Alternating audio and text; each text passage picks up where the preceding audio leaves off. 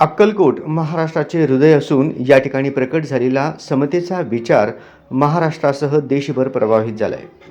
पंढरपूरप्रमाणे अक्कलकोट देखील श्री स्वामी समर्थांचे तीर्थक्षेत्र हे समतेचे केंद्र आहे. पंढरपूर आणि अक्कलकोट ही दोन्ही केंद्रे भक्तीचे संगम साधून अध्यात्माच्या माध्यमातून हिंदू धर्माचे महात्म्य वर्णन करीत आहेत. त्यामुळे पंढरीतील पांडुरंग हे भाविकांचे हृदय तर अक्कलकोटचे स्वामी हे भाविकांची आत्मा असल्याचे मनोगत पंढरपूर येथील श्री विठ्ठल रुक्मिणी मंदिर समितीचे सहअध्यक्ष हरिभक्त परायण गहिनीनाथ महाराज औसेकर यांनी व्यक्त केले.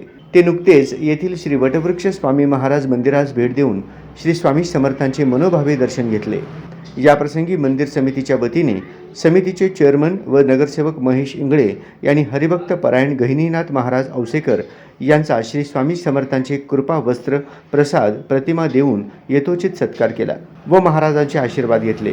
याप्रसंगी गहिनीनाथ महाराज औसेकर बोलत होते. पुढे बोलताना हरिभक्त परायण गहिनीनाथ महाराज औसेकर यांनी वारकरी संप्रदाय, दत्त संप्रदाय, नाथ संप्रदाय या सर्व हिंदू धर्मातील विविध अध्यात्माचे बिंदू आहेत. या माध्यमातून वारकरी संप्रदायातील भाविकांचा पंढरपूरकडे कल असतो, तर दत्त संप्रदायातील भाविकांचा अक्कलकोट येथील स्वामी दर्शनाकडे कल असतो. किंबहुना दोन्ही देवांचे दर्शन घेऊन धन्यता भावते.